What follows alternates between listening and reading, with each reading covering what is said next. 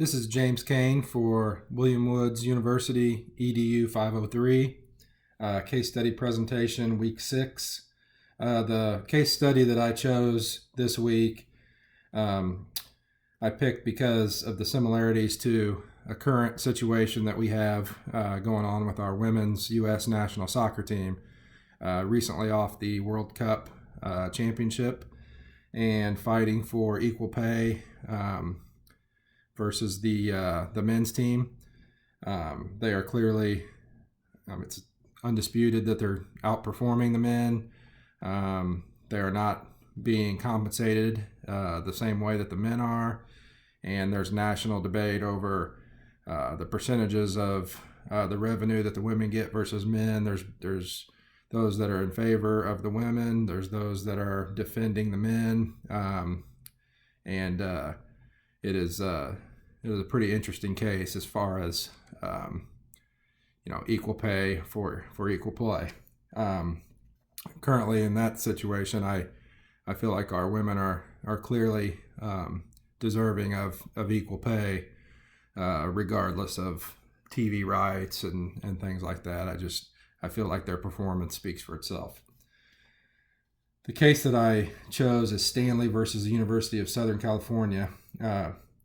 The appellant, Mary Ann Stanley, appeals from the district court's order granting summary judgment in favor of the University of Southern California and Mike Garrett on Stanley's claims of discrimination and breach of employment contract. Mary Ann Stanley had a contract with the University of Southern California to be the women's head basketball coach from July of 1989 and expiring on June 30th, 1993. The contract provided a base salary of $60,000 per year. The base salary was increased to $62,000 per year in 1992 since the women's basketball program had been successful during Stanley's years as the coach. On April 20th, 1993, 2 months prior to the contract expiring, Stanley and the athletic director, Mike Garrett, had an initial meeting to begin negotiating a new contract. Stanley states she entered into a contract that day which would pay her the same salary the head men's basketball coach receives. It's not disputed that during this meeting, Garrett stated that the school could not pay her that salary, but an offer would be in writing and would be forthcoming soon. On April 27, 1993, Stanley is then offered a contract by Mike Garrett that is for 3 years and will pay her $80,000 the first year, $90,000 in year 2, and $100,000 in year 3. There was also a $6,000 a year housing allowance for each year of the 3 years. On May 27, 1993, Garrett claims that Stanley rejected the offer because she felt her compensation should be equal to that of the men's basketball coach. Stanley, however, says she didn't reject the offer, but rather disagreed to the amount of compensation because it was inconsistent with the offer she claimed she was given at the initial meeting on April 20th, which in her opinion, she had already accepted. On June 7th, 1993, Stanley proposed a 3-year contract for $96,000 per year for the first 18 months and a salary at the same rate as the head men's basketball coach for the remainder of the contract. Garrett rejected this offer. Stanley then retained a lawyer who proposed a contract to Garrett for 3 years with an automatic 2-year renewal for $88,000 the first year, $97,000 the second year, and $112,000 the third year. There were also additional incentives included in this proposed contract. Garrett again rejected the offer and also withdrew the April 27th offer.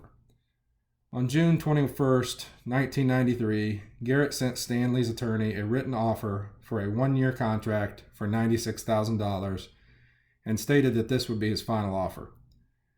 Stanley was to accept it or reject it by the end of the day on July 13th, 1993.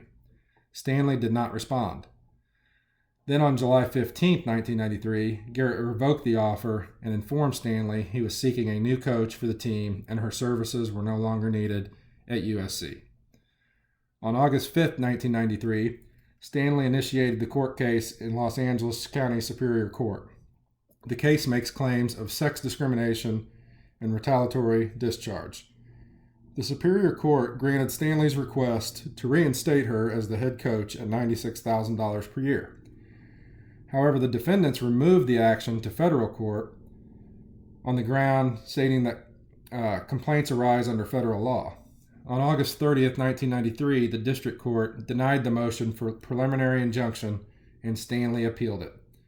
Stanley then attempted to, through multiple complaints, allege the following actions: violation of the Equal Pay Act, violation of Article I of the California Constitution, violation of Title IX of the Civil Rights Act of 1972, retaliation, wrongful discharge, breach of express contract, and breach of implied covenant of good faith and fair dealing.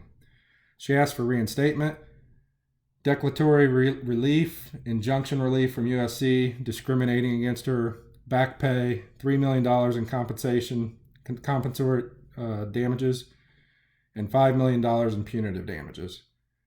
On March 10, 1995, the court granted summary judgment for USC and Garrett. The appeal followed.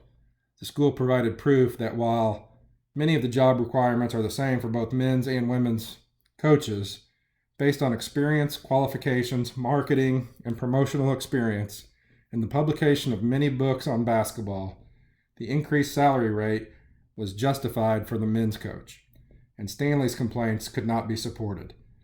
Therefore, the district court's summary judgment granted in favor of USC and Garrett, and it was upheld.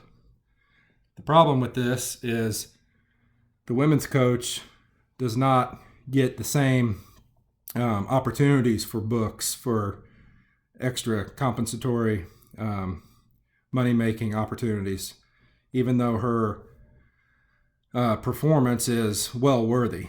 And I think Mike Garrett, the USC AD, and the entire USC administration should understand that. And to me, that is complete discrimination based on sex.